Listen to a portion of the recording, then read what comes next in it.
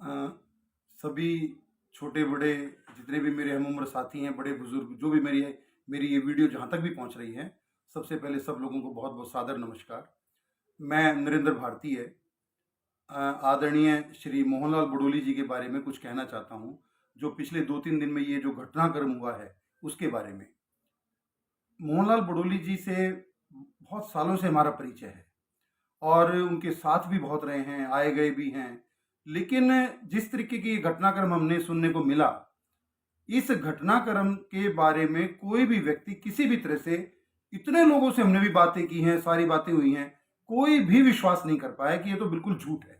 और इसका जीता जागता उदाहरण और ये भी रहा, प्रमाण भी ये रहा कि 24 घंटे के अंदर अंदर वो चीज सारी स्पष्ट हो गई कि ये सब कुछ नकली था और कोई साजिश के तहत इनको फंसाने के चक्कर में कुछ लोग अपनी मिली भगत कर रहे थे कि किसी तरह से मोहनलाल बडोली जी को दोबारा से प्रदेश अध्यक्ष ना बनाया जाए। क्योंकि इनके प्रदेश अध्यक्ष बनने के बाद भारतीय जनता पार्टी हरियाणा में विशेष तौर से संगठनात्मक रूप से बहुत बेहतरीन तरीके से और बहुत ज्यादा गति से आगे बढ़ रही थी। जिस तरह से आप लोगों को पता है कि 43-44 लाख सदस्य भी बने और सारी की सारी चुनावी प्रक्रिया चल रही थी और अभी एक हफ्ते के बाद इनको दोबारा से प्रदेश अध्यक्ष बनाने की तैयारी चल रही थी और ऑलमोस्ट सारी चीजें डिसाइड भी हो चुकी थी। लेकिन कुछ शरारती तत्वों ने इस तरह से ऐसे प्लानिंग किया कि 1.5 साल पहले की कोई ऐसी उसको पकड़ के बात को आधार बना के और 1 महीने पहले उसकी एफआईआर करा के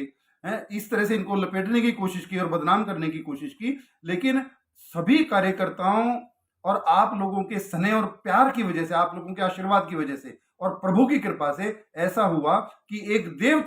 देवतुल्य व्यक्ति, एक ऐसा निस्वार्थी व्यक्ति जो पूरी तरह से पार्टी को और देश को समर्पित है, जिसके दिमाग में केवल 24 घंटे ये चलता है कि मेरी पार्टी तरक्की कैसे करे और मैं इस पार्टी के लिए ज्यादा से ज्यादा क्या काम कर सकूं, मैं इस देश के लिए क्या काम कर सकूं, ऐसे व्यक्ति को बदनाम करने की कोशिश की गई। तो मैं तो एक आपसे निवेदन करूंगा और जहां तक भी मेरी बात पहुंच रही है और जितने भी बड़े छोटे नेता कहीं पर भी मेरी बात को सुन रहे हैं इस वीडियो के माध्यम से, इसकी गहरी जांच कराई जाए। चाहे कोई बीजेपी के नेता भी कोई इसमें शामिल हैं, चाहे कोई कांग्रेस के नेता कोई शामिल है, कोई भी व्यक्ति इसमें शामिल है, उनकी जबरदस्त तरीके से उनको सजा तक पहुंचाया जाए ताकि भविष्य में कोई इस तरह से किसी निस्वार्थी व्यक्ति को, देशभक्त व्यक्ति को बदनाम करने की कोई कोशिश ना कर सके। क्योंकि ये तो एक भविष्य में ऐसा हो जाएगा कि कोई भी 4 आदमी मिलकर और किसी को भी बदनाम करने की कोशिश कर बैठेंगे। ये तो परमपिता परमेश्वर की कृपा रही और आप लोगों के आशीर्वाद से कि 24 घंटे के अंदर अंदर सारा पर्दा बिल्कुल साफ हो गया। वरना तो